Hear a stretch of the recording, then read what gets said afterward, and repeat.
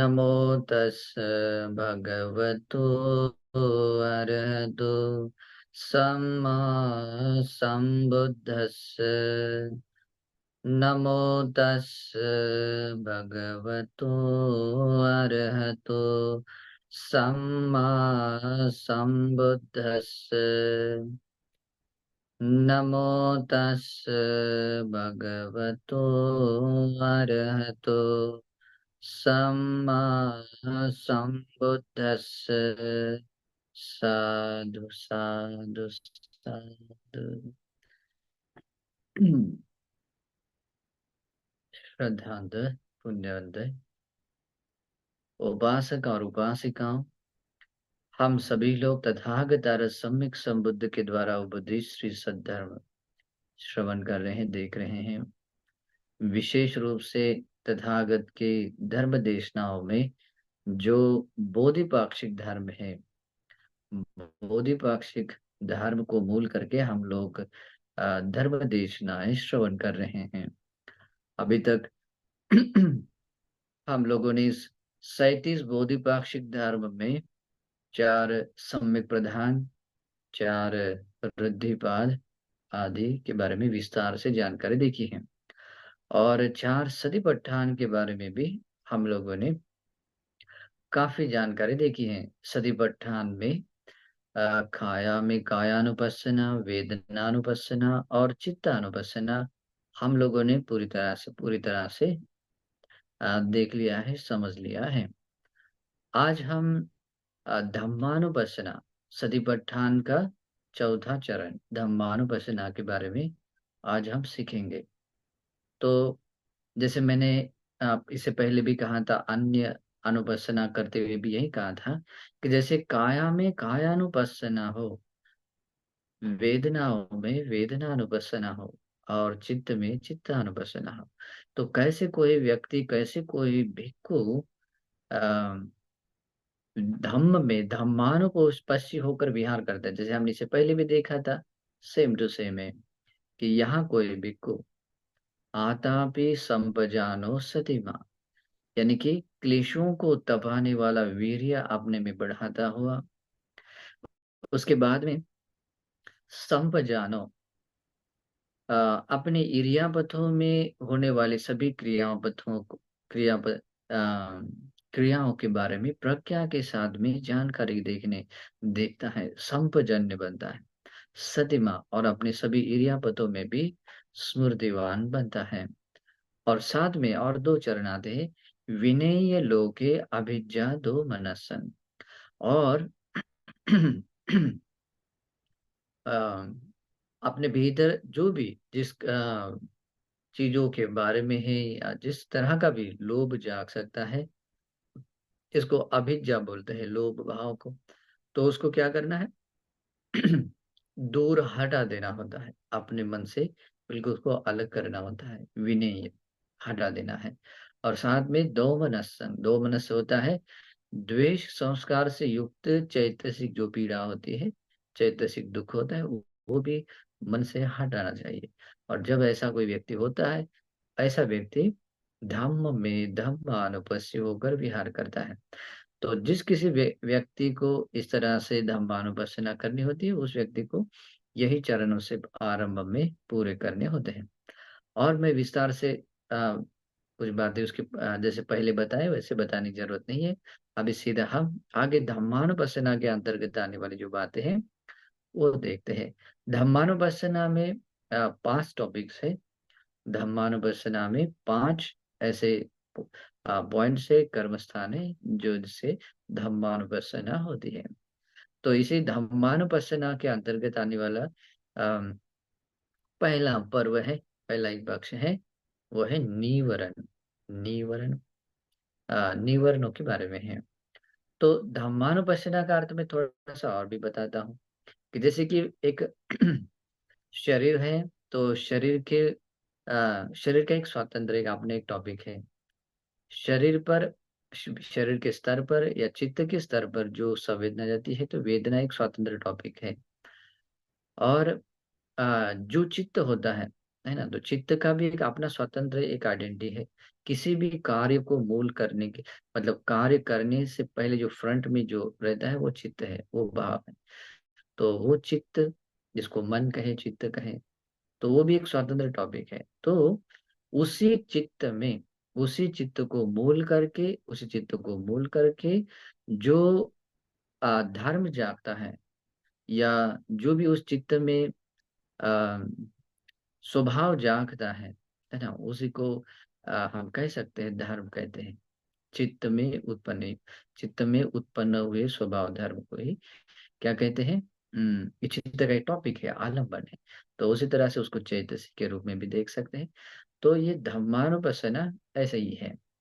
तो निवरण, निवरण ये चित्त से जुड़े होने के कारण इसको धम्मानुपස්සना में आ जाते हैं। तो कैसे कोई व्यक्ति धम्म में धम्मानुपस्सी होकर विहार करता है, जैसे कि नीवरण पर्व को लेकर धर्म में धम्म में धम्मानुपस्सी होकर कैसे विहार करता है, तो इसके बारे में भगवान ने इस तरह से आगे दिया है।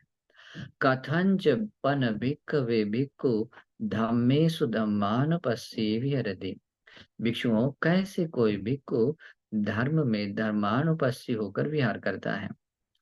इद भिक्खवे भिक्खु धम्मेषु धम्मानुपस्सी विहरति पंचसु निवरणेषु। और भगवान कहते भिक्षु, यहाँ कोई भिक्षु धम्म में धम्मानुपस्सी होकर विहार करता है पांच निवरणों में। पांच निवरण मूल करके वो धम्म में धम्मानुपस्सी होकर विहार करता है। देखिए, अगर ये बात भी अगर हमें समझ में आती है, तो ये निवरणों का एक पार्ट भी एक ऐसा है जिसमें हम विपස්සना कर सकते हैं। यही एक क्या बोलते हैं यहाँ पर, अनित्य दुख अनात्मा का दर्शन करते हुए हम विपස්සना प्रज्ञा को जगा सकते हैं। और जो विपස්සना प्रज्ञा हमारी मुक्ति के लिए काम आती है। ठीक है। तो इस कारण से ये धर्म का पक्ष बन जाता है। ऐसा भी व्यक्ति धर्म में धम्मानुपस्सी को विहार करता है। तो ये करने के लिए उससे पहले ही, इससे पहले मतलब जो अभी आप यहाँ शुरू कर रहे हैं, इससे पहले ही आप लोगों को निवरण के बारे में आप लोगों ने इसे प्रवचन सुनना चाहिए। निवरण के बारे में पूरे विस्तार से जानकारी होना जरूरी है। और तभी इसके अंतर्गत आने वाली जो पॉइंट्स है, उसके उस पॉइंट टू पॉइंट आप उसकी भावना कर सकते हैं। फिर भी आज हम थोड़ा सा देखेंगे वो कैसे उसकी भावना की जाती है, वो भी देखेंगे। ठीक है। तो मैं निवरण बताऊंगा, निवरणों के स्वभाव बताऊंगा, और उसके बाद में इस धम्मे धम्मेषु धम्मानुपस्सी किस तरह से निवरण को लेकर धर्म में धर्मानुपस्सी होकर कैसे अभ्यास किया जाता है, ये भी बताऊंगा। क्योंकि इसे ऐसे ही बताया जाना जरूरी है, क्योंकि अगर पहला चरण नहीं बताएंगे तो आपको इसमें आने वाली बातें समझ में नहीं आएगी। ओके, इस कारण से सबसे पहले हम निवर्णों को देखते हैं। तो इसमें आगे भी बताते हैं, कथंच पण भिक्खवे भिक्खु धम्मे सुधम्मानुपस्सी विहरति पंचसु निवर्णेषु। भिक्षुओं, कैसे कोई भिक्षु धर्म में धर्मानुपस्सी होकर विहार करता है पांच निवर्णों में।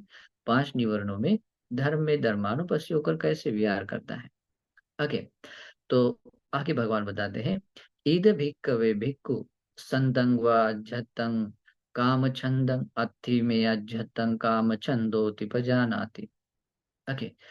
इसमें आता है, भिक्षुओं, यहाँ कोई भिक्षु अपने भीतर काम छंद होता है तो, अपने भीतर काम छंद होता है तो, काम छंद यानी कि चाहे यहाँ तो जनरली क्लेश काम के बारे में भी बोल सकते हैं, या वस्तु काम काम भी होता है, उसको लेकर भी जो लोभ जागता है वो भी एक काम छंद ही है।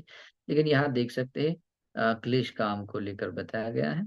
तो संदंग व अध्यतंग काम छंद, अगर अम, अपने स्मृति के अनुसार अपने चित्त के भाव को देखता हुआ भीतर काम छंद होता है, काम छंद होता है, संतंग व अध्यतन, अपने भीतर काम छंद होता है तो अति में अध्यतन काम छंद होती पजा, मेरे भीतर, भीतर का अर्थ होता है मन में। ओके, अध्यतन का अर्थ भीतर होता है, लेकिन भीतर यानी कहा मन में, क्योंकि मन में जो भाव जागता है उसी को धर्म कहते हैं। अभी समझ में आया होगा कि ये धम्मानुपස්සना के अंतर्गत क्यों आया है। ठीक है। तो यही बताया जाता है कि जब व्यक्ति अपने भीतर, अपने मन में देखता है कि इस समय में, इस वर्तमान स्थिति में अगर मेरे भीतर काम छंद है, तो मेरे भीतर काम छंद है, अथि में काम छंदो, मेरे भीतर काम छंद है, तिपजानाति, इसे प्रज्ञा पूर्वक वो जान रहा है। तो प्रज्ञा पूर्वक जानते हुए भी सेम प्रोसेस है कि क्या होता है, अपने आ, स्मृति के साथ में, स्मृति वहां उपस्थित रखता है कि मेरे भीतर इस समय में काम छंद है, ये स्मृति है, और काम छंद है, ये संज्ञा जगाता है, और वो मनसिकार देखता है कि मेरे भीतर ये काम छंद है। तो इस तरह से ये करता हुआ पजानाति, प्रज्ञा के साथ में वो जान रहा है। और उसके बाद में आता है असंतं व अज्झतं कामचंदं नत्थि में अज्झतं कामचंदोति पजानाति। अब यहाँ आता है कि अगर अपने मन में, अपने भीतर असंदन, अगर वो नहीं है, काम छंद अपने मन में नहीं होता है, तो अपने मन के स्वभाव को देख रहा है, इस समय मेरे मन में काम छंद नहीं है। तो नहीं है तो नत्थि में अज्झतं काम छंदोति पजान, मेरे मन में, मेरे चित्त में अभी काम छंद नहीं है, काम छंद नहीं है। इस तरह से अपनी स्मृति को उपस्थित रखता हुआ, संज्ञा को जगाता हुआ, वो मनसिकार को बनाए रखता हुआ प्रज्ञा के साथ में जानकारी रखता है, जानता है। और इस तरह से नत्थि में अज्जतम काम छंदोति पजाना। तो इस तरह से आ, वो धम्म में धम्मानुपस्सी कर रहा है। क्योंकि जैसे कि मन का टॉपिक है, धम्म है, मन में जो उत्पन्न होता है उसको भाव कहते हैं, धम्म कहते हैं। तो निवरण भी जागने का वही जगह है, जो अगर अपने भीतर काम छंद होता है तो है करके वो देख लेता है, नहीं है तो इस समय में मेरे मन में, मेरे चित्त में काम छंद नहीं है। इस प्रकार से आप अपने स्मृति के अनुसार, अपने संज्ञा के अनुसार, और उस तरह के मानसिकार के साथ में वो जानता है, जानकारी रखता है। तो ऐसे वो आ, काम छंदों के बारे में आ, उसकी यथाभूत स्वभाव को देखता हुआ क्या करता है, धम्म में धम्मानुपस्सी होकर विहार कर रहा है। फिर आगे होता है, आगे कहा जाता है यथाच अनुपन्नस काम छंदस उपादो होती। अभी इस पॉइंट पे आता है। अभी यथा, इस एक शब्द में अभी सब कुछ आता है। यथाच अनुपन्नस काम छंदस उपादो होती। अभी यहाँ भगवान बुद्ध बोलते हैं, जैसे कि जिन कारणों से अनुत्पन्न काम छंद भी उत्पन्न हो जाता है। अब यथा इन शब्दों में आता है जिन कारणों का कारण समाये होते हैं उसमें। तो जिन जिन कारणों से, इसी को कहते हैं यथा। यथाच, जिन कारणों से, अनेक जो भी कारण थे, अनुपन्नस काम छंदस, अनुपन्नस काम उपादो होती तंच पजानाति। अभी यहाँ इसको भी प्रज्ञा के साथ जानना है, लेकिन इससे पहले भगवान बुद्ध ने जिस अर्थ से जो बात बताई होती है, ये काम छंद है, वो क्या है, वो कैसे जागता है, किन कारणों से जागता है, ये सब कुछ पहले से ही पता होना चाहिए। इससे पहले ही हमने प्रवचन में सुनना जरूरी है। इसका ज्ञान होता है तभी हमें ये पता चलेगा कि यथाच अनुपन्न से, जिन कारणों से अनुत्पन्न काम छंद है, तो वो कैसे उत्पन्न होता है ना। तो ये बात पता होनी चाहिए। अगर इसके बारे में जानकारी नहीं तो ये चरण पूरा नहीं होता। जैसे कि यथाच अनुपन्न से काम छंद छंदस उपादो होती तंच पजानाति। अभी उसको भी जानना है तो उसके प्रोसेस को पूरा समझना है। जो जो मन में आया वैसे वैसे सोचना नहीं है। भगवान बुद्ध ने उसके क्या कारण बताए हैं, ओके, तो वो देखना है।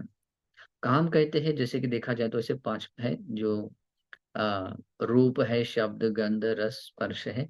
और जो हमें इष्टकांत बना प्रिय लगता है, जो कामोपसंहित है, काम राग जगाने वाला, आ, और भी भीतर मन में मैल जगाने वाला है ना, क्लेश जगाने वाला, जो रूप, शब्द, गंध, रस, स्पर्श आदि होता है, जिसमें सुख आस्वाद लिया जाता है, जो हमें, हमारे मन को वो खींच लेता है, ऐसे जो होता है, तो उसे कहते हैं, उसको मूल करके जगा हुआ जो राग चित्त है, या राग मतलब आशा है, उसको कहते हैं काम छंद। तो यथाच अनुपन्नस्य, अभी अनुत्पन्न काम छंद उत्पन्न कैसे होता है, इसमें भगवान बुद्ध क्या बोलते हैं? भगवान बुद्ध कहते हैं अनुत्पन्न काम छंद उत्पन्न होने के लिए दो कारण हैं प्रधान रूप से। एक होता है शुभ निमित्त, शुभ निमित्त ग्रहण कर लेना। जैसे कि कोई स्त्री है तो पुरुष के रूप को लेकर शुभ निमित्त ग्रहण करती है कि ये सुंदर है, अच्छा है, आदि आदि। ओके, ये शुभ निमित्त ग्रहण कर लेती है।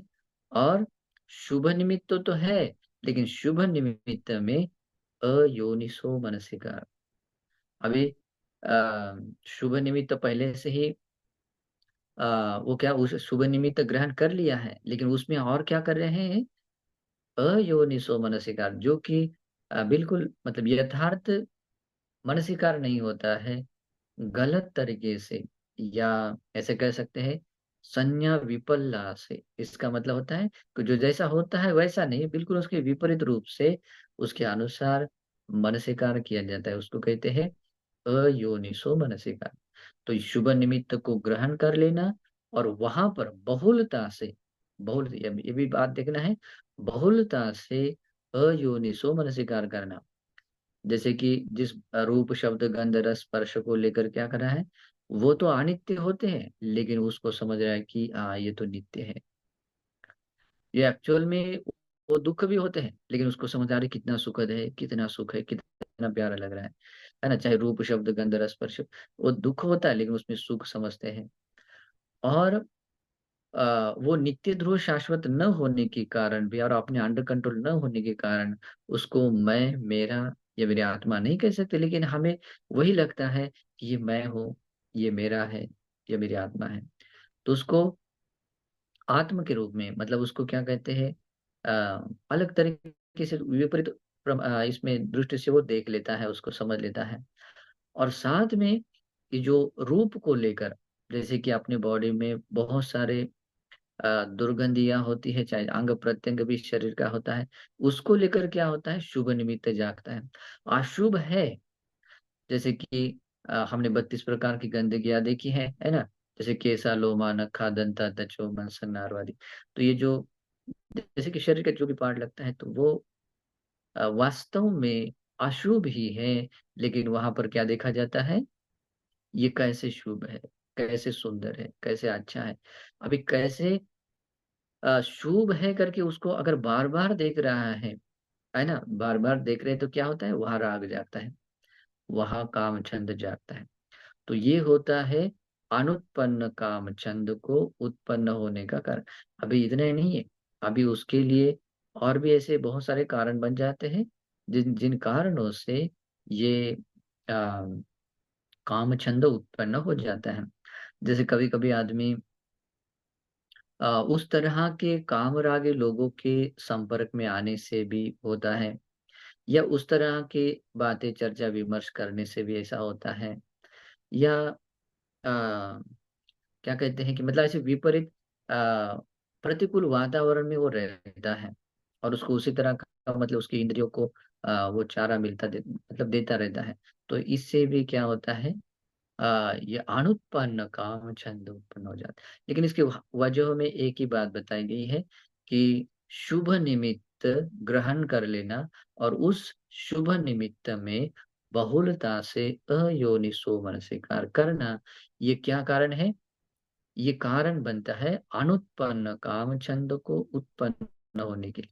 तो यहाँ हम जब धम्म में धम्मानुपस्य होकर विहार करते हैं, तो अपने मन में अपने चित्त में अगर काम छंद होता है तो इसका मतलब ये जान लेता है कि जिन कारणों से अभी है करके, तो वो सत्य का दर्शन किया, वो देख रहा है कि अभी मेरे मन में काम छंद, चित्त में काम छंद है, उसको देख लिया। लेकिन ये भी जान रहा है यथाच अनुपन्नस काम छंदस्य उपा, मतलब जिन कारणों से ये काम छंद काम छंद का उत्पाद हो जाता है, उन कारणों को भी समझ रहा है कि ये जो शुभ निमित्त ग्रहण कर लेना, और शुभ निमित्त में अधिकता से बार बार गलत तरीके से मनसिकार करना, अयोनिसो मनसिकार करना, ये कारण है जिस कारण से मेरे भीतर अभी है कि अभी उसको भी देख रहा है। अब ये देखना भी आना चाहिए। जब ऐसा देख रहा है तो चित्त में उत्पन्न होने वाले स्वभाव धर्म के अनुसार वो अपना मनसिकार को बढ़ावा दे रहा है, बढ़ा रहा है। इस कारण से उसको बोलते हैं धम्म में धम्मानुपस्यो कर विहार करते हैं। तो इस तरह से वो देख लेता है और ये भी देख लेता है। अभी सेकंड पॉइंट आता है, ये काम छंद यहाँ आता है अ, यथाच अनुपन्न से काम उपाद होती तंच प्रज्ञा, उसको भी अभी प्रज्ञा से वो जान रहा है। यथाच उपन्न स काम छंद स पहानंग होती तंच प्रजानाति। अभी जिन कारणों से ये उत्पन्न हो जाता है, अभी उत्पन्न तो हो गया है, लेकिन जिन कारणों से ये उत्पन्न हुआ काम छंद भी प्रहान हो जाता है, उसको भी प्रज्ञा के साथ में जानता है। तो मनसिकार को बढ़ाता हुआ कैसे बढ़ाता है? अभी एक पर्टिकुलर कुछ कारणों से, कौन सा कारण है? शुभ निमित्त को ग्रहण कर लेना और उस शुभ निमित्त में गलत तरीके से गलत तरीके से मनसिकार का सोचना, गलत तरीके से सोचना। और उसमें ये भी आता है कि जैसे कि अयोनिसो यानी कि अयथार्थ चिंतन बोल सकते हैं। अयथार्थ मतलब क्या होता है? अनित्य होता है लेकिन उसको नित्य के रूप में देख रहा है। दुख होता है लेकिन सुख के रूप में देख रहा है। अनात्म होता है लेकिन उसको आत्मा के रूप में देख रहा है। अशुभ होता है लेकिन शुभ के रूप में देख रहा है। ये उसका कारण है। अभी जब उसको वो देख रहा है और उसको मनसिकार के साथ में वो पजानाति तंच पजान, उसको भी वो प्रज्ञा के साथ में जान रहा है, ये जान रहा है। तो ऐसे जानते हुए उस बात को भी जानता है कि ये जो उत्पन्न हुआ काम छंद है, यथाच उत्पन्न से काम छंद, ये उत्पन्न जिन कारणों से उत्पन्न हुआ काम छंद है, तंज प्रहान होती है, उसका भी प्रहान होता है। तो प्रहान तो होता है लेकिन उसके कारण को भी देखते हैं। तो भगवान ने यही बताया है कि काम छंद का प्रहान होने के लिए, काम छंद का प्रहान होने के लिए कुछ बातें कारण आती है। जैसे कि अशुभ निमित्त को ग्रहण कर लेना। अशुभ निमित्त ग्रहण कर लें कि मतलब ऐसे उसको इस तरह से उसको मतलब अपने चित्त में ऐसे बैठना चाहिए या उसको ऐसे लेना चाहिए कि उसमें कहीं कोई शुभ जागना ही नहीं। तो अशुभ निमित्त जैसे कि केस बालों को अगर देखा जाए तो उसमें अशुभ है करके यही संज्ञा जागना चाहिए। तो इसको कहते हैं अशुभ निमित्त को ग्रहण किया, अशुभ निमित्त को ग्रहण कर लिया। और उसी प्रकार से जैसे कि ये त्वचा है या ये जो लोम है ना, या उसके अंदर जो मांस है, नसें हैं, हड्डी है, और उसके बाद हड्डी के भीतर भी मज्जा है ना। तो उस बात को लेकर इस तरह से वो निमित्त ग्रहण कर लेना, निमित्त ऐसे ग्रहण, चाहे जैसे भी हो, आंखें खुली रहे, आंखें बंद करे या इरियापतों की चारों स्थितियों में ऐसे उसको ग्रहण कर लेना है कि हाँ ये अशुभ है। तो अशुभ निमित्त को ग्रहण कर लेना और अशुभ निमित्त में, अशुभ निमित्त के अनुसार ही क्या कर लेना है? योनिसो मनसिकार कर लेना। यानी कि वो अशुभ कैसे है इसके अनुसार अगर हम व्यक्ति, कोई भी व्यक्ति मनसिकार करता है, अपनी सोच को बढ़ाता है, वो क्या कर रहा है? यथार्थ देख रहा है। यानी कि अशुभ को अशुभ के रूप में देख रहा है। और ये मनसिकार ही उसको बोलते हैं यथार्थ चिंतन, या कहें कि धर्मानुकूल मनसिकार। ओके, योनिसो मनसिकार। और ऐसा योनिसो मनसिकार वो भी कैसे करना है? बहुलता से अशुभ निमित्त को ग्रहण कर लेना और उस अशुभ निमित्त में बहुलता से योनिसो मनसिकार करना, ये कारण है कि जो उत्पन्न हुए काम छंद को भी, उत्पन्न हुए काम छंद का भी प्रहरण हो जाता है। और ये प्रहरण होता है जब ये जानता है और उसके अनुसार जब अपना मनसिकार बढ़ाता है, तो ये मनसिकार बढ़ाता हुआ उसको प्रहरण होता हुआ देखता है। तंच पजानाति, उसको भी प्रज्ञा के साथ में वो जान रहा है। और ऐसा करते हुए क्या कर रहा है? धर्म का मूल टॉपिक होने के कारण धम्म में धम्मानुपस्यो कर विहार कर रहा है। और बाद में ये भी देखता है यथाच पहीनस काम छंदस आयतिंग अनुपाद होती तंच पजानाति। और अ, अभी यहाँ ये भी बताइए यथाच पहिनस, अभी जिन कारणों से यहाँ देखना है, यथा इस शब्द में एक बहुत बड़ा अर्थ है, उसके अंदर बहुत बड़ा गुप्त अर्थ समाया हुआ है। यथा अर्थ होता है जिन कारणों से, जैसे कि जिन कारणों से वो कामछंद उत्पन्न हो जाता है, और वो भी कारण जानता है। वो जिन कारणों से उत्पन्न हुआ कामछंद भी प्रहण हो जाता है, नष्ट हो जाता है, उनको भी जानता है। तो यहाँ अभी सेकंड थर्ड पॉइंट क्या आता है? यथाच पहिनस कामछंदस आयतिन अनुपादो होती। ये जो प्रहण हुआ कामछंद है, प्रहण हुआ कामछंद है, आयतिन अनुपात अभी फिर कभी उत्पन्न नहीं होगा, तंच बजाना। अभी इसको भी प्रज्ञा के साथ में जानना है। उसको जानता है तो कैसे जानना पड़ता है? भगवान बुद्ध ने कहा है। अभी देखिए, हर बात में यही देखना है कि भगवान बुद्ध ने यहाँ किस अर्थ से वो बात बताई है। मन में आया वैसा सोचना नहीं है। ओके, तो भगवान बुद्ध ने क्या कहा है? ये काम छंद है, फिर से कभी उत्पन्न नहीं होगा, ऐसी एक स्थिति आती है। श्रद्धापन्न व्यक्ति है, श्रद्धापन्न व्यक्ति में एक बार काम छंद दूर हुआ, फिर भी काम छंद जागता है। सकदागामी व्यक्ति है, सकदागामी व्यक्ति में आ, फिर से काम छंद, अब काम छंद नहीं है, लेकिन बाद में काम छंद जाग सकता है ना? हम देखते हैं श्रद्धापन्न सकदागामी घर गृहस्थी जीवन जीने वाले, अपने बीवी बच्चों के साथ में भी बढ़ने वाले हम देखते हैं, और भिक्षु लोग भी होते हैं। लेकिन जो अनागामी अनागामी बनने के मार्ग पर है, या अनागामी फल है, अनागामी मार्ग पर है, मार्ग को प्राप्त है, अनागामी फल को प्राप्त है, तो वहां पर आयतिंग अनुपात, वहां पर वो फिर से उत्पन्न नहीं होता है। और जब व्यक्ति अपने इस धर्म साधना से अपने भीतर इस तरह से धर्मानुपස්සना धम्मानुपස්සना को भावित करता हुआ, इस बात को भी, ये मानसिकार को बढ़ाता हुआ वो देख लेता है कि जिन कारणों से ये काम छंद प्राण हो जाता है, और वो 100% मतलब दोबारा उत्पन्न न होने की स्थिति में वो ऐसा नष्ट होता है उस जगह पर, जहां पर जब व्यक्ति अनागामी बनने के मार्ग को पा लेता है, तो उस समय में आयतिंग अनुपाद होती, उस जगह पर वो फिर से कभी उत्पन्न नहीं होता है, तंच बजा इसके प्रज्ञा के साथ में अपने मन से गाव से जानता। कैसे जानता है? अपनी स्मृति को उपस्थित रखता हुआ, उस उसके अनुसार संज्ञा भी जगाता है कि ये काम छंद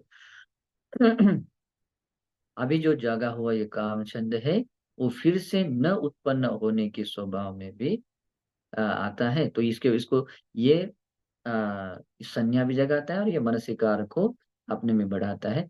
तो मनसिकार करता हुआ वो प्रज्ञा से ये जानकारी देख रहा है।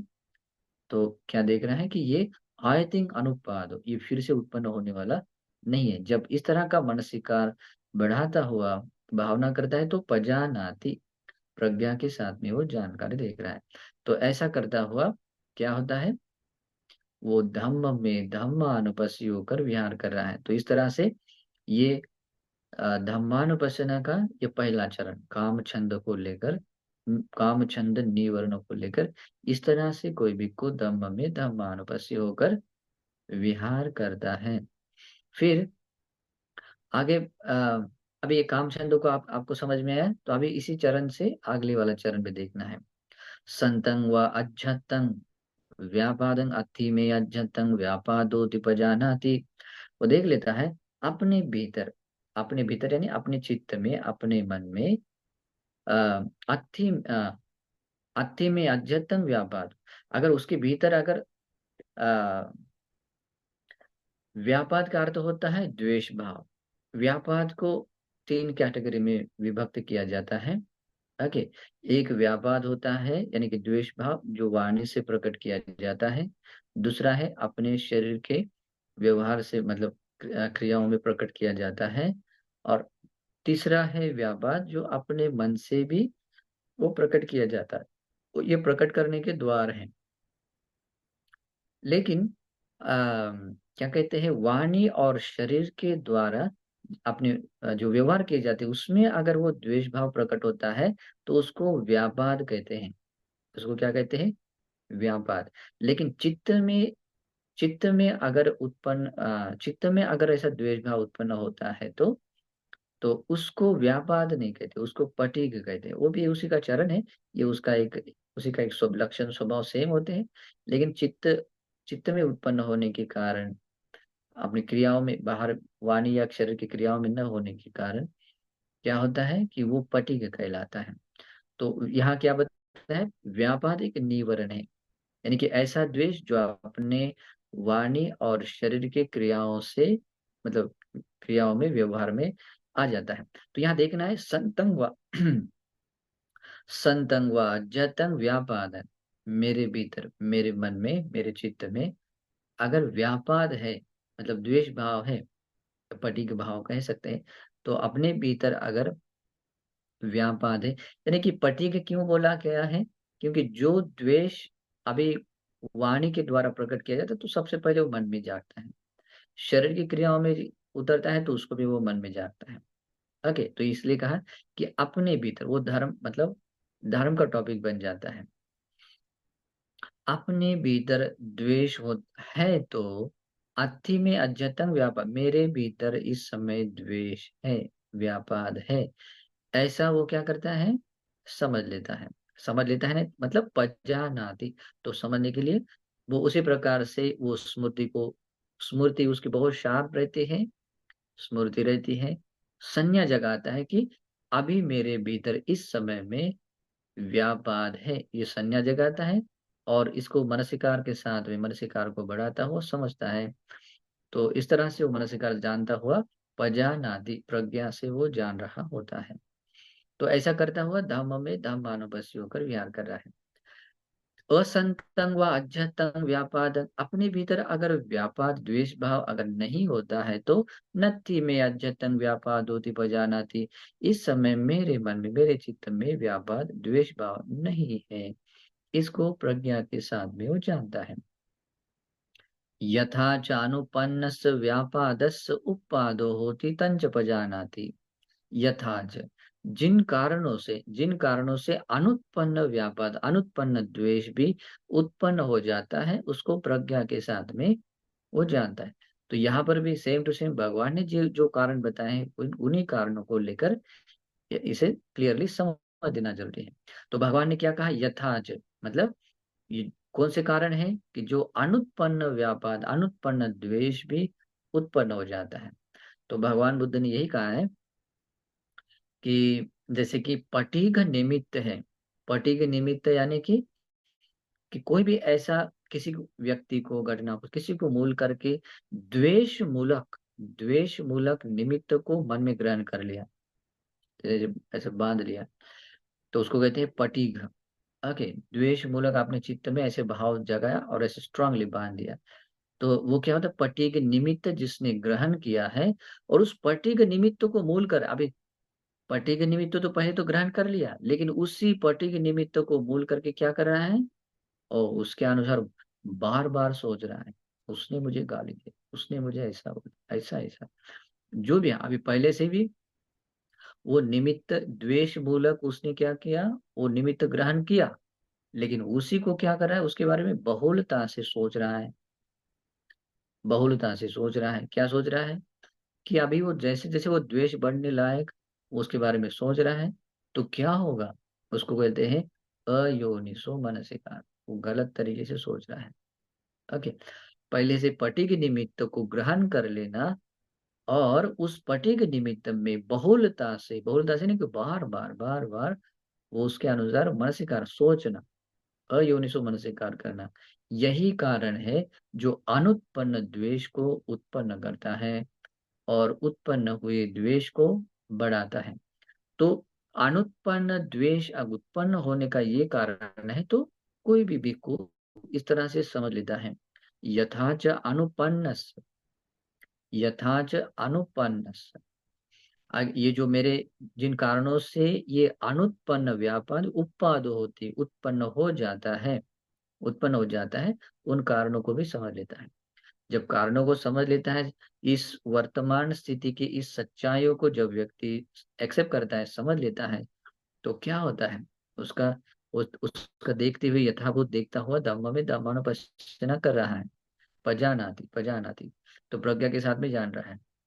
और इस कारण से वो कारण ऑलरेडी जानने के कारण भी उसको दूर करने का तरीका भी वो ढूंढ लेता है, और ये भी जान लेता है, यथाच उपन्नस्य व्यापादस्य बहानंगोति तंच पजाना। और मतलब इसका मतलब होता है कि अपने भीतर व्यापाद द्वेष भाव है तो है, इसको भी जानता है, उसके उत्पन्न होने के कारण को भी समझता है, और नहीं है तो नहीं है करके भाव को भी देखता है, और न होने के इसके कारण को भी देख लेता है। तो इसलिए भगवान बुद्ध जिस अर्थ से जो बताए हैं उसी अर्थ से हमें मन स्वीकार करते हुए समझते हुए उसको देख लेना है। तो भगवान यहाँ बताते यथाच अनुपन्नस व्यापादो व्यापादस उपादो होती तंच पजानाति। अभी उत्पन्न हुआ जिन कारणों से उत्पन्न हुआ व्यापाद, उत्पन्न हुआ व्यापाद प्रहान हो जाता है तंच पजा, उससे भी प्रज्ञा से हमें क्या करना है, जानना है। तो यह उत्पन्न हुआ व्यापाद उत्पन्न क्यों हुआ, पटिक निमित्त को ग्रहण कर लिया और वहां बहुलता से अयोनिसो मन स्वीकार किया, गलत तरीके से मन स्वीकार कर लिया, ये उसका कारण है। लेकिन जो भी उत्पन्न हुआ है तो उसके प्रहान, अभी उत्पन्न तो हुआ है, अभी उसके प्रहान होने के कारण को भी जानता है, यथाच यथाच वो सारे कारणों को जानता है। कैसे जानता है, मतलब उत्पन्न हुआ व्यापार या अनुत्पन्न व्यापार के अनुत्पाद के लिए, या उत्पन्न हुए व्यापार को नष्ट करने के लिए, प्रहान होने के लिए भी कारण बनता है। तो क्या होता है, मेत्ता चेतो विमुक्ति, मेत्ता चेतो विमुक्ति, मेत्ता चेतो विमुक्ति। तो इसमें आता है मेत्ता यानी कि मैत्री भाव, जो हम सद्भाव व्यक्त करते हैं अपने साथ सभी के प्रति, जो हम मैत्री जगाते हैं, तो उसको मेत्ता कहते हैं। चेतो विमुक्ति का अर्थ होता है वो चित्त, मतलब इस तरह से वो मैत्री सहगत ऐसे स्पर्श कर लेता है कि उसमें बिल्कुल एक हो जाता है, उसको कहते हैं चेतो विमुक्ति। ये मेत्ता चेतो विमुक्ति, क्यों मेत्ता चेतो विमुक्ति में क्या होता है, क्योंकि द्वेष जिन कारणों से जागता है, जिन कारणों से जागता है बिल्कुल उससे अपोजिट है, उत्पन्न हुआ द्वेष भी खत्म हो जाता है। ओके, क्योंकि मेत्ता चेतो विमुक्ति में जनरली जिस तरह का वो भाव जगाता है, कि जैसे उसका चित्त और वो मैत्री के साथ जो भाव जागता है, तो कैसे जागता है कि अरे मैं वैर से मुक्त हूँ, मेरे भीतर किसी के प्रति भी वैर भाव न रहे, और कोई भी व्यक्ति मेरे प्रति भी वैर न करे, मेरे भीतर भी कोई द्वेष न रहे, और किसी के प्रति द्वेष न रहे, और कोई भी मेरे प्रति द्वेष न करे। मैं शारीरिक दुखों से मुक्त हूँ, मानसिक दुखों से मुक्त हूँ, मैं पूर्णतः सुखी बनूं और सुख शांति से जीवन जी। जब इस तरह का भाव जगाता है तो इसे कहते हैं मैत्री। ओके, चेतो विमुक्ति कहते हैं। तो चित्त, ये मैत्री युक्त भाव, और वो चित्त जब ऐसे स्पर्श कर ले, एक हो जाता है, टच हो जाता है, समाहित हो जाता है, तो इसे कहते हैं मेत्ता चेतो विमुक्ति। और ये कारण होता है कि जो उत्पन्न हुआ द्वेष भी है वो नष्ट हो जाता है। लेकिन इतने से काम नहीं चलता, उस मेत्ता चेतो विमुक्ति में वहीं पर क्या करना है, बहुलता से योनिसो मनसिकार करना। देखिए, इससे पहले भी मैंने कहा था कि मेत्ता चेतो विमुक्ति एक योनिसो मनसिकार एक भावना है, इसको वैसे ही देखना है।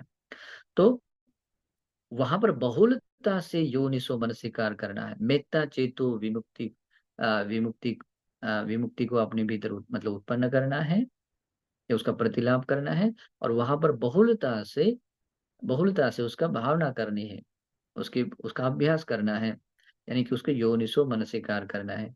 यही एक कारण है, जो उत्पन्न हुआ व्यापार भी क्यों न हो, वो प्रहान हो जाता है, खत्म हो जाता है ना, वहां पर द्वेष भाव वो नहीं रहता है।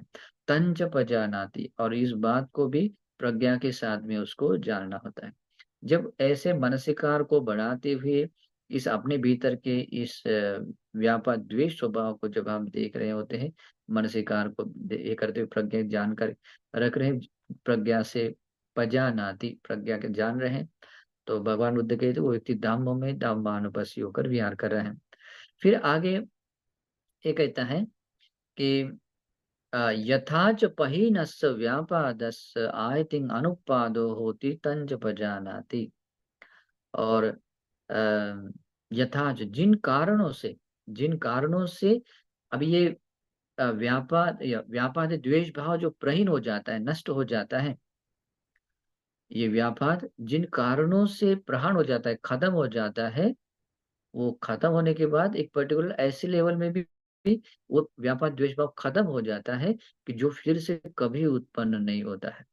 तो भगवान ने यही बात कही है कि जो व्यक्ति अनागामी बनता है ना? तो उस व्यक्ति में द्वेष भाव का मतलब ये नहीं रहता है। रंच मात्र भी द्वेष या पथिक को लेकर छोटा-सा भी ये नहीं होता है। उसके मार्ग को प्राप्त या फल को प्राप्त किया होता है तो आयतिंग अनुपादो फिर से कभी उत्पन्न नहीं होता है।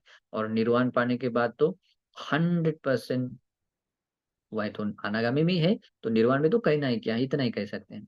ऐसा नहीं कह सकते कि वहाँ बाकी कुछ शेष रह जाए और बाद में ये रहता। तो यहीं पर आई थिंक अनुपाद मतलब वो फिर से कभी उत्पन्न नहीं होता है। तो आई थिंक अनुपाद होती ये फिर से उत्पन्न न होने की स्थिति में भी नष्ट होता है करके तंज प्रज्ञा के साथ में वो जान रहा है। अपने मनसिकार को भावना को बढ़ाता हुआ उसकी जानकारी रख रहा है, उसको प्रज्ञा से जान रहा है। और ऐसा करता हुआ वो भिक्खु क्या कर रहा है? धम्म में धम्मानुपस्सी होकर विहार कर रहा है। फिर आगे संतं व अज्झतं थीन मिद्धं अत्थि में अज्झतं थीन मिद्धन्ति पजानाति। अपने भीतर, अपने मन में, अपने चित्त में अगर थीन मिद्द है, थीन मिद्द का अर्थ क्या होता है? थीन मिद्द कहते हैं उसमें 2 शब्द है थीन और मिद्द। थीन कहते हैं जैसे कि अ कायिक यानी कि शरीर का भी एक आलस भाव होता है, मिद्द होता है कि मन का भी एक आलस होता है। शरीर का भी आलस, मन का भी आलस, इसको कहते हैं तीन मिद्द। ठीक है? तो एक जैसे आलस भाव कहते हैं कुछ ऐसे रुचि नहीं होती है या बिल्कुल कुछ करने का मन नहीं है, तो ऐसे स्वभाव को तीन मिद्द। चाहे चित्त को मूल करके वैसा ही आलस भाव आता है या शरीर को मूल करके वैसा आलस भाव आता है, तो उसी को कहते हैं थीन मिद्द। थीन मिद्द क्या है? नीवरण है। नीवरण कहाँ उत्पन्न होता है? थीन मिद्द अपने चित्त में। इस कारण से धम्मानुपස්සना का ये चरण है। ओके, तो धम्मानुपස්සना करता हुआ आगे भी कैसे करता है? अपने भीतर अपने में देखता है कि थीन मिद्द है। तो अभी यहाँ दोनों चरण देखने हैं। यहाँ चित्त को मूल करके भी देखना होता है, शरीर को मूल करके भी देखना है, क्योंकि थीन मिद्द ये दोनों जगह पर आता है, प्रकट होता है। शरीर शरीर में भी ऐसा भारीपन आता है, तंद्रा आता है, ऐसा आलस कुछ करने का मूड। जैसे कि बाजू में प्यास भी लगी होती है, बाजू में पानी का मटका है, बॉटल है, लेकिन उसको उठाकर पीने का मन नहीं होता है ना? मतलब ऐसे आलस में पड़ा पड़ा रहता है। या और भी ऐसे में एक उदाहरण बताया। लेकिन कभी-कभी और भी कुछ होता है, लेकिन ऐसे मन ऐसा नहीं होता। इसे कुछ लक्षण भी बाद में बताते हैं। ठीक है? तो अ, तीन मिद तो शरीर को मूल करके भी वो प्रकट होता है, शरीर का भी आलस होता है, मन का चैतसिक का भी आलस होता है, तो 3 मिनट। अपने में, अपनी काया मूल करके और चित्त मूल करके, अपने में उसको अध्यतंग ही कहते हैं, भीतर ही कहते हैं। क्योंकि अपनी काया मूल करके भी क्यों ना हो, लेकिन भीतर ही है, भीतरी का, बाहर की बॉडी नहीं है। तो अपने में अगर थीन मिद्द है, थीन मिद्द को वो अपने स्मृति के साथ में, अपने प्रज्ञा के साथ में देख रहा है कि मेरे भीतर अभी इस समय में थीन मिद्द है। अति में अध्यतंग थीन मिद्दन्ति अरे मेरे भीतर अभी थीन मिद्द है। इसको प्रज्ञा के साथ में उसको जानता है, उसको प्रज्ञा के साथ में जान रहा है। असंतंग व अध्यतंग थीन मिदं अगर अपने इस समय में इस वर्तमान स्थिति में अपने भीतर अगर थीन मिदन नहीं है तो नत्थि में अध्यतंग थीन मिदन्ति पजानाति इस समय मेरे मन में थीन मिद नहीं है। ये इसको प्रज्ञा के साथ अभी ये मनसिकार को बढ़ा रहा है और इस थीन मिद को मूल करके अपना मनसिकार को बढ़ा रहा है। तो ये थीन मिद मन का टॉपिक होने के कारण भी ऐसा ऐसा मनसिकार बढ़ाता हुआ भी धम्म में धम्मानुपस्सी होकर विहार कर रहा है। अभी ऐसा नहीं होता है कि चाहे है तो है करके वो देखना है और नहीं है तो नहीं है, इस समय की ये सत्यता है। इसको देखते हुए क्या करना है? वो अपने मानसिकार को बढ़ाना है और ऐसा मानसिकार को बढ़ाते हुए क्या होता है? प्रजानाति प्रज्ञा के साथ में वो बढ़ रहा है। तो प्रजानाति के पक्ष में 3 चरण आते हैं। कौन सा आता है? वो वहाँ स्मृति रहती है, संज्ञा जागती है, और वो मनसिकार बना रहता है। इस कारण से पजानाति। तो नत्थि में अध्यतम थीन मिद्धंति पजा, वो नहीं है तो नहीं है करके वो देखे। यथाच अनुपन्नस थीन मिद्धस उपादो होती तंच पजानाति। जिन कारणों से अनुत्पन्न थीन मिद्द भी उत्पन्न हो जाता है, उन कारणों को भी यथाभूत वो जान लेता है। तंच पजा, उसको भी प्रज्ञा के साथ में जानना है, और उसको जानने के लिए जो जो मन में आया वैसा नहीं समझना है। भगवान बुद्ध ने जिन जिन कारणों को बताया, उन्हीं कारणों के अनुसार उसको समझना है कि यहाँ ये कारण, यथाच, ये कारण बताया है कि अनुपन्न तीन मिदस, अ, तीन मिदस उत्पाद होती, ये जो तीन मिद है उसका उत्पाद होता है करके जानना है। तो तीन मिद उत्पन्न होने के क्या कारण है, जिसको बोलते हैं आरति तंदी विजम्बिता पतस्स मधो चित्तस्स लीनतन, ये 5 शब्द है। ठीक है, थोड़ा सा डिफिकल्ट है लेकिन कोई बात नहीं, समझ लेना। ठीक है, आरती, आरती का अर्थ क्या होता है? मतलब ऐसा मन नहीं होता है, मतलब पसंद नहीं है कुछ करने का। जैसे पड़े पड़े रहना रहते हैं तो अभी वहां से उठकर में ब्रश करो, स्नान करो, या ऐसा कुछ करो, ऐसा मन नहीं होता है।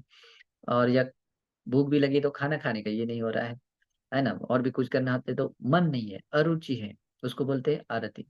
इससे क्या होता है, ये आरती जहां पर आती है, फिर ये आरती तो मन का टॉपिक है, लेकिन बॉडी को भी ऐसे पड़े पड़े रखने के लिए कारण बन जाती है आरती। ये भी तीन मिनट, चैतसिक और चित्त का आलस, मन शरीर का आलस, दोनों आलस जगाने का कारण बनता है।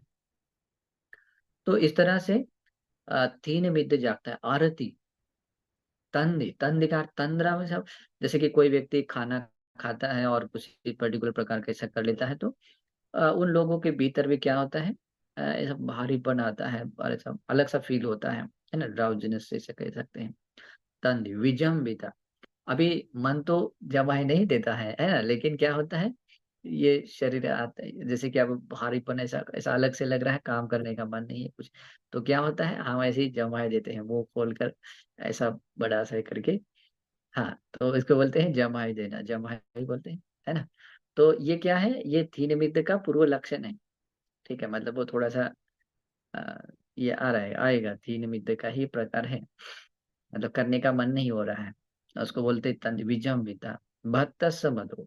जो खाना खाते हैं, कुछ करते हैं, तो उसमें है ना, अ, खाना खाने के बाद में शरीर में ऐसे कुछ मतलब ये आ जाता है कि अलग सा एक फीलिंग आता है, जैसे कुछ करने का मन नहीं होता है।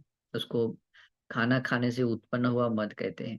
ओके, तो इस कारण से भी कुछ करने का मन है, तो ये भी एक आलस का ही लक्षण है। चित्तस्स लीनतं, और बाद में मतलब कुछ भी करने के लिए, या जो भी है, कुछ भी पुरुषार्थ करने के लिए, जब चित्त भी ऐसा मतलब ढीला पड़ जाता है, नहीं जाने दो कोई बात नहीं ऐसा, ठीक है, छोड़ देते हैं। तो जब चित्त ने भी छोड़ दिया तो क्या होता है, तीन मिद 100% है, शरीर का भी है और अ, मन का भी है। तो इस तरह से तीन मिद जागता है।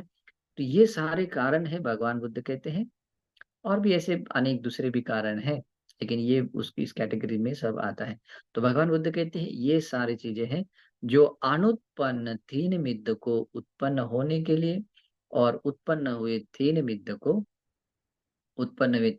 को बढ़ाने के लिए वो कारण बनते हैं। आरती तंदी विजम्बिता, है ना, बत्तस मधु चेतसो लीनत, ये 5 चरण है। इसका अर्थ भी बत समझा दिया, डिफिकल्ट वर्ड्स होने के बाद भी आप समझ सकते हैं अभी, क्योंकि अर्थ बता दिया है।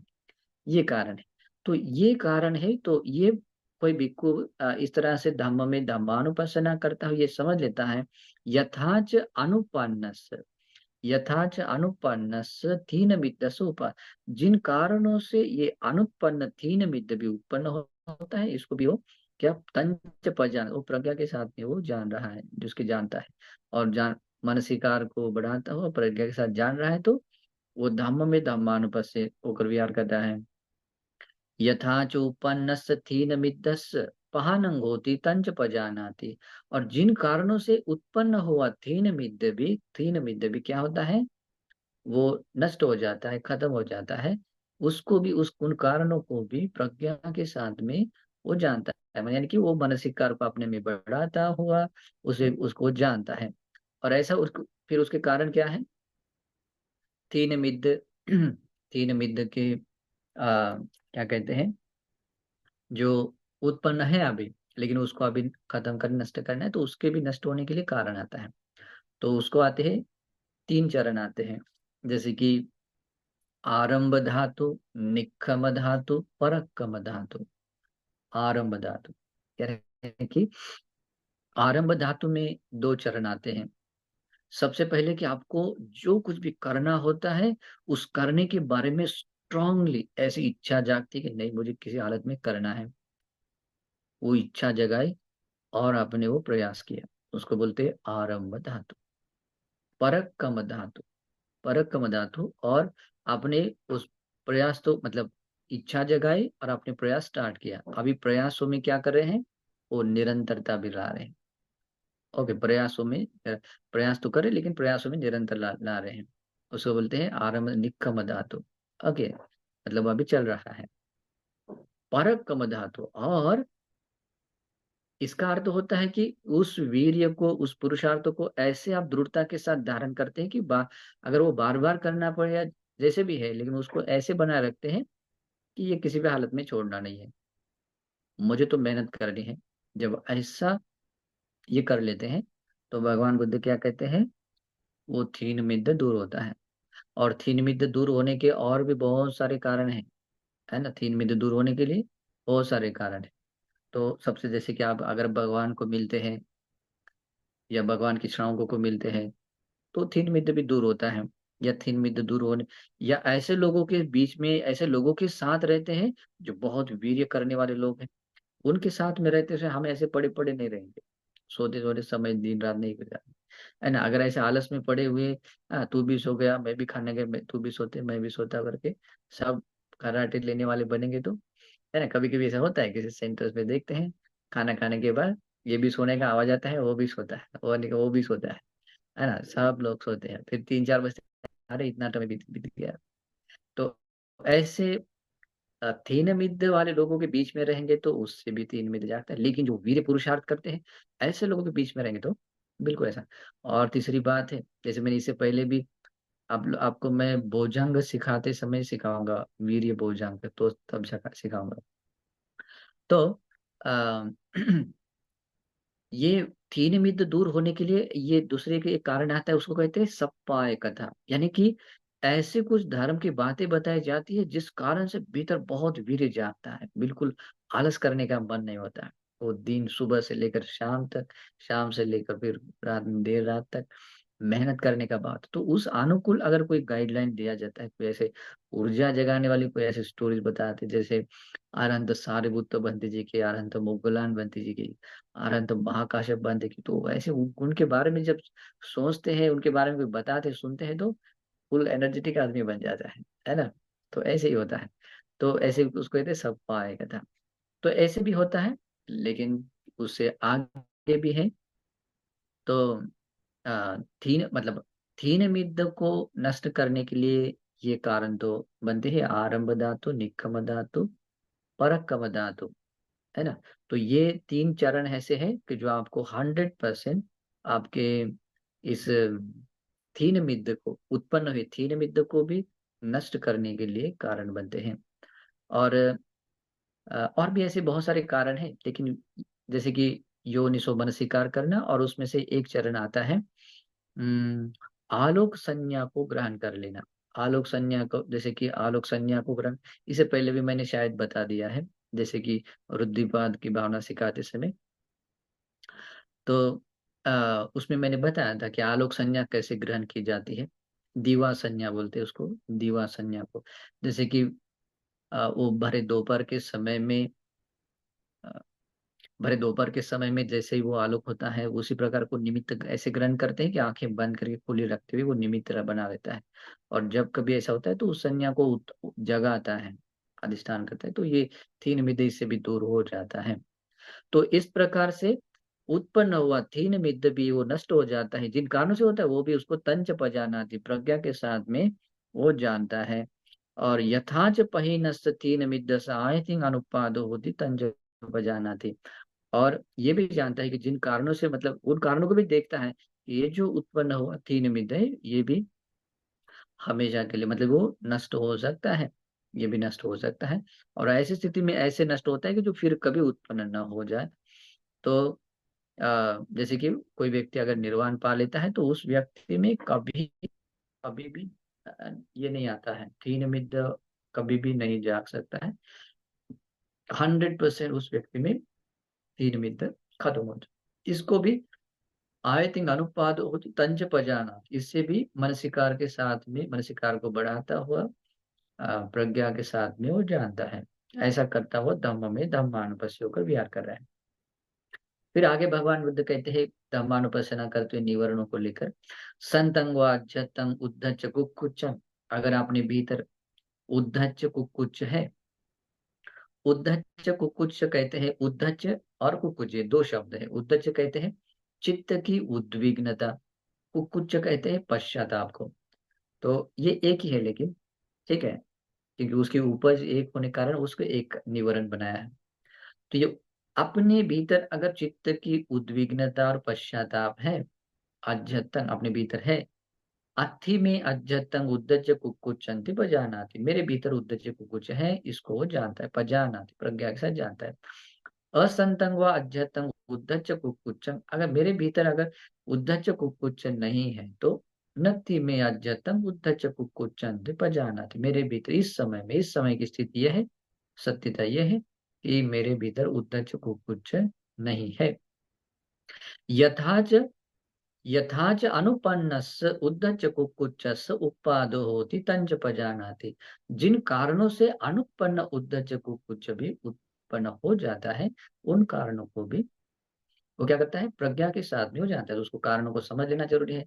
तो समझना तभी वैसा ही है जो भगवान बुद्ध ने बताया वैसे ही। तो भगवान बुद्ध ने क्या कहा है कि अ, चित्त का उपशांत न होना, चित्त का उपशांत न होना, और उसी अशांत चित्त में बहुलता से सोचना, बहुलता से मनसिकार करना, अयोनिसो मनसिकार करना।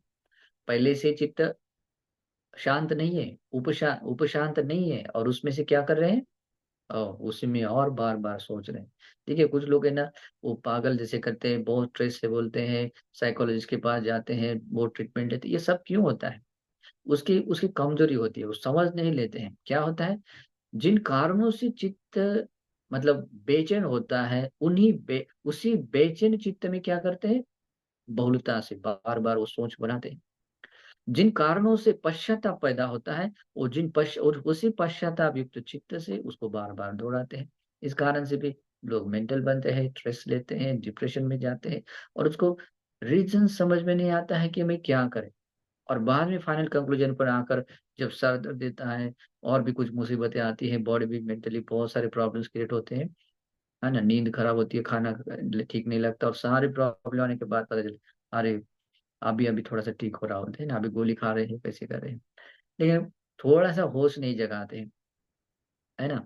तो यही बात होती है। क्या होता है, भगवान बुद्ध क्या कहते हैं, अनुत्पन्न जो, क्या अनुत्पन्न मतलब जो अभी हमारे भीतर चित्त की उद्विग्नता और पश्चाताप नहीं है, तो उत्पन्न होने की वजह क्या बनती है, उत्पन्न होने की वजह बनती है कि जो उपशांत मन नहीं है, शांत मन नहीं है, उस अशांत मन से, अशांत मन अशांत मन से विपरीत यानी कि धर्म से विपरीत बार बार मन शिकार करना, अयोनिसो मन शिकार करना, ये एक वजह है जो अनुत्पन्न अनुत्पन्न उद्धच कुकुच उत्पन्न हो जाता है। ठीक है, यानी कि अ, उपशांत चित्त न होना, और उपशांत चित्त न होना, और उस उपशांत न हुए चित्त में बहुलता से उसके अनुसार ही मनसिकार करना, ये कारण होता है अनुत्पन्न उद्धच कुकुच उत्पन्न होने के लिए, उत्पन्न उद्धच कुकुच को बढ़ने के लिए। तो ये कारण समझ लिया, तंच पहचान प्रज्ञा के साथ में वो मनसिकार को बढ़ाता हुआ जान रहा है। यथाच यथाच उपन्नस्य उद्धंच कुकुच्च पहानंग होती तंच पजानाति।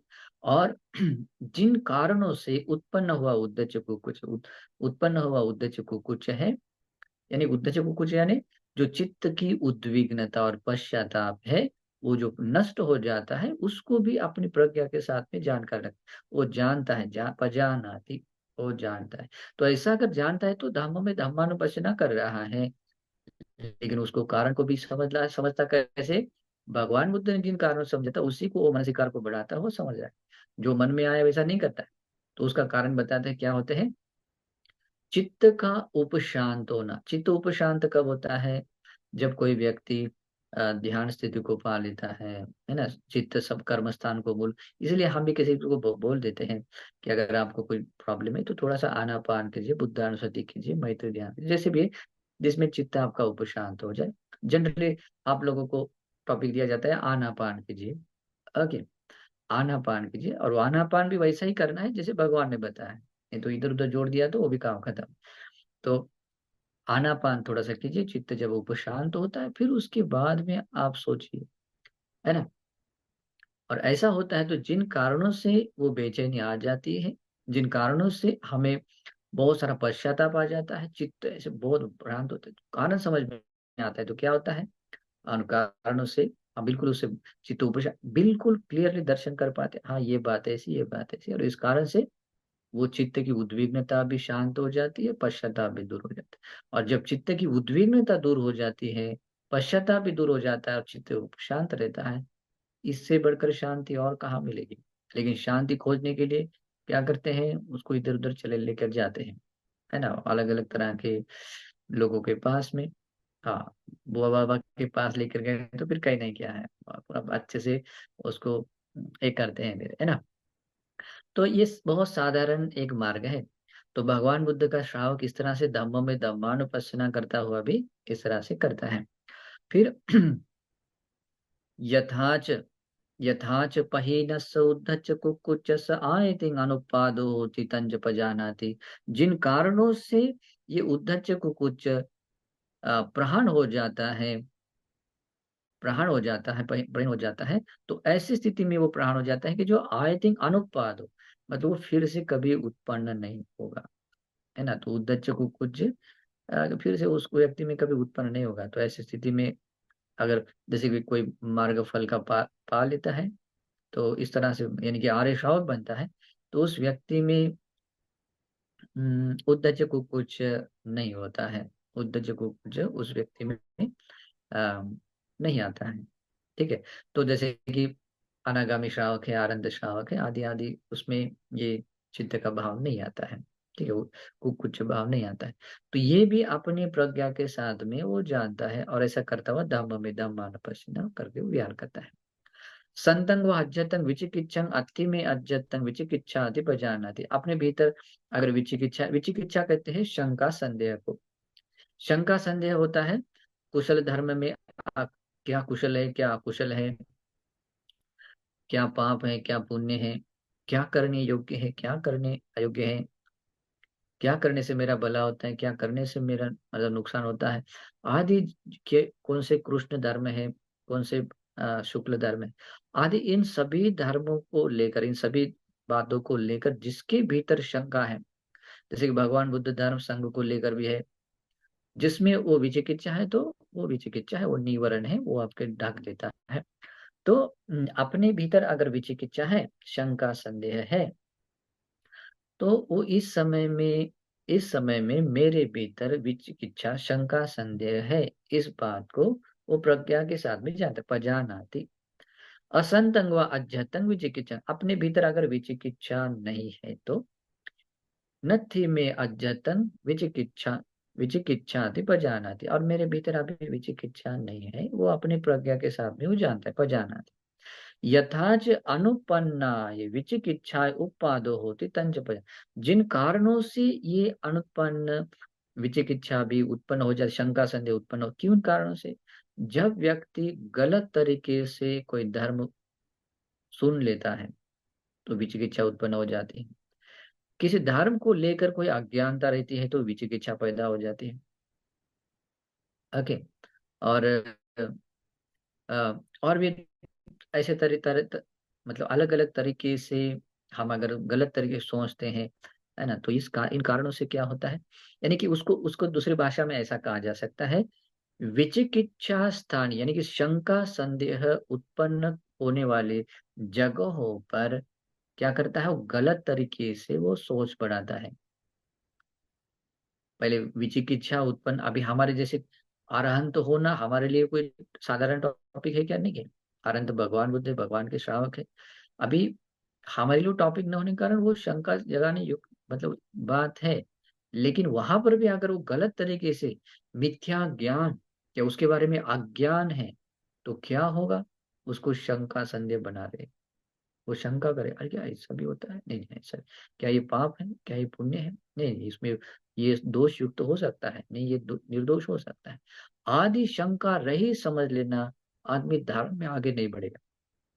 शंकाओं के साथ में ध्यान साधना नहीं पाई जा सकती, इसलिए भी बहुत सारे लोग शिविरों में जाते हैं और उनके बहुत मतलब बुद्ध धर्म संघ पर कुछ नहीं जानते हैं, या बहुत सारी मतलब भ्रांतियां रहती है धर्म को लेकर, वो भी इस धर्म को भी मानते हैं, उस धर्म को भी मानते, सबको ऐसा करते हैं और कहते हैं हम ये भी करते हैं। इस कारण से वो प्रैक्टिस तो बहुत सालों से करते हैं, लेकिन जो रिजल्ट कुछ नहीं मिलता है। ये शंका संदेह भी साधारण है, निवारण है। तो इसी तरह से कोई भिक्खु इस तरह से धर्मानुपासना करता हुआ क्या करता है, जिन कारणों से अपने भीतर शंका संदेह उत्पन्न होता है, शंका कहे संदेह के दोनों एक जैसा है, ठीक है, ये संदेह उत्पन्न होता है, विचिकित्सा उत्पन्न हो जाती है, उन कारणों को समझ क्या होता है, विचिकित्सा स्थानीय धर्मों में गलत तरीके से सोचना, ये कारण है जिससे अनुत्पन्न विचिकित्सा उत्पन्न हो जाती है। इसको तंच पजान, ये प्रज्ञा के साथ में वो जान लेता है। फिर यथाच अनुपन्नाय विचिकित्साय उपादो तंच पजानाति, यथाच उपन्नाय विचिकित्साय पहानंगोति तंच पजानाति। और ये जो जिन कारणों से उत्पन्न हुई विचिकित्सा है वो प्रहान होते हैं, उन कारणों को भी वो प्रज्ञा के साथ में वो जान लेता है। तो विचिकित्सा नष्ट होने के बहुत सारे कारण, बहुत सारे कारण। तो विचिकित्सा स्थानीय धर्म में, विचिकित्सा जहां पर विचिकित्सा उत्पन्न हो सकती है, जैसे कि शुक्ल धर्म है, कृष्ण धर्म है, जैसे कि पाप है, पुण्य है, सदोष है, निर्दोष है ना, सेवनीय असेवनीय, करणीय अकरणीय आदि जो धर्म कैटेगरीज में आते हैं, उन बातों को लेकर यथा यथार्थ रूप से वो धर्म श्रवण कर लेता है, और उन्हीं जगह पर उसी अनुसार क्या कर लेता है, योनिसो मनसिक धर्मानुकूल वो चिंतन करता है, उसको समझ लेता है। इन्हीं कारणों से इन्हीं कारणों से क्या होता है, वो उत्पन्न हुई विचिकित्सा शंका भी क्या दूर हो जाती है, और दूर होना बहुत बड़ा लाभ है, बहुत बड़ा लाभ। और ये बात भी वो क्लियरली व्यक्ति प्रज्ञा के साथ में जानता है, तो पहचानाती यथाच पहिनाय विचिकित्साय आय तिंग अनुपाद होती तंज पहचानाती। जब कभी व्यक्ति आर्य सत्य का यथाभूत दर्शन कर लेता है और श्रोतापन्न बन जाता है, श्रद्धा में स्थिर बनता है, बात खत्म। व्यक्ति बुद्ध धर्म संघ के बारे में अगर उसकी श्रद्धा ऐसी आचल बनी, उसके बाद में और शंका संदेह के लिए जगह नहीं। इससे पहले भी मैंने शुरू के बहुत सारे प्रवचनों में, स्टार्टिंग वाले मेरे प्रवचन में सुनिए, ये बात भी मैंने क्लियरली बता दी है। तो अ, जैसे कि श्रोतापन्न बनने के बाद में सारी दुनिया एक तरफ हो जाती है, लेकिन भगवान के प्रति की श्रद्धा, धर्म और संग, उसकी कोई बदलाव नहीं किया जा सकता, कोई शंका संदेह पैदा नहीं कर सकता है, वो उससे परे चला जाता है। आई थिंक अनुपाद, वो ऐसी उसके वो विचिकित्सा बन जाती है, वो दोबारा वो विचिकित्सा कभी उत्पन्न नहीं, वो शंका कभी उत्पन्न नहीं होता है। तो ये भी अपनी प्रज्ञा के साथ में जान, और ऐसा वो प्रज्ञा के साथ में जानता हुआ क्या कर रहा है, धर्म में धर्मानुपस्य होकर विहार करता है। इति अध्यतंग व धम्मेषु धम्मानुपस्य, और इस प्रकार से अपने जीवन को अपने को मूल करके हुए इन पंच निवरणों को देखता हुआ क्या करता है, धम्म में धर्मानुपस्य, भीतरी धर्मानुपस्य हो गया। लेकिन बाहर का भी कोई आलम, कोई बाहरी भी स्वभाव देखता है, अभी उसका रंग रूप आदि कुछ नहीं देखता है। इस शरीर से बाहर जितने भी प्राणी हैं, उनमें उनके भीतर भी यही निवरण धर्म आते हैं, तो यही स्वभाव के हैं, इसी स्वभाव के हैं, और इसी स्वभाव के बस इतनी मात्र संज्ञा जगाता है, और फिर वो मनसिकार जगाता है, मनसिकार को कंटिन्यू रखता है। तो बहिद्धा व धम्मे सुधम्मानुपस्सी विरते, सब फिर अल्टरनेट आता है, जत वैदावा धम्मेषु धम्मानुपस्सिविरति, समुदय धम्मानुपस्सिवा धम्मेषु विहरति। अभी निवर्णों के जो जो निवरण है, उस निवरणों के समुदय को देखा आपने, है ना, उत्पत्ति होने के कारणों को देखा, और क्या कारण होता है कि जो कारण नष्ट होने के बाद वो भी नष्ट होता है, तो उसके अनित्य स्वभाव को भी देखना है। समुदय धम्मानुपस्सी व समुदय धम्मानुपस्सी व धम्मेषु विहरति। इस तरह से उसके समुदय को देखते हुए वो धर्म में धम्मानुपस्सी है, उसके वे धम्मानुपस्सी व धम्मेषु विहरति। तो अगर उसके वे स्वभाव को नष्ट होने के कारण को अनुसार अगर मन स्वीकार कर रहे हैं, तो वो क्या बन जाता है, वे धम्मानुपस्सी व धम्मेषु विहरति। और जब इस तरह की भावना करते समुदय वेदम अल्टरनेट कर लेता है, बाद में आता है अति धम्माद, ये धर्म है, फाइनल कंक्लूजन आती है, ये धर्म है। तो जब ऐसा कंक्लूजन आ जाता है, तो पनस सती पच्चुपट्टिता होती है, और उसको लेकर उसकी स्मृति ऐसी स्थापित हो जाती है।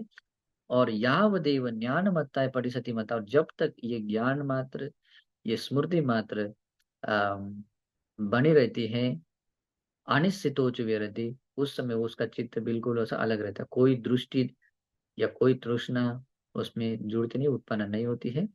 तो इस कारण से चित्त बिल्कुल अलग हो जाता है। और इसी कारण से नच किंच लोके उपाधि थी, उस बात को लेकर, उस धर्म को लेकर कोई उपादान बनता नहीं है। और इस कारण एवं भिक्खु भिक्खवे भिक्खु धम्मे सुधम्मानुपस्सी, इस प्रकार से कोई भिक्खु धम्म में धम्मानुपस्सी होकर विहार करता है, पंचसु निवर्ण, 5 निवर्ण धर्मों में, इस तरह से धर्म में धम्मानुपस्सी होकर विहार करता है, और यह निवरण पर्व समाप्त होता है। तो इस तरह से धम्मानुपस्सना का ये चरण समाप्त होता है।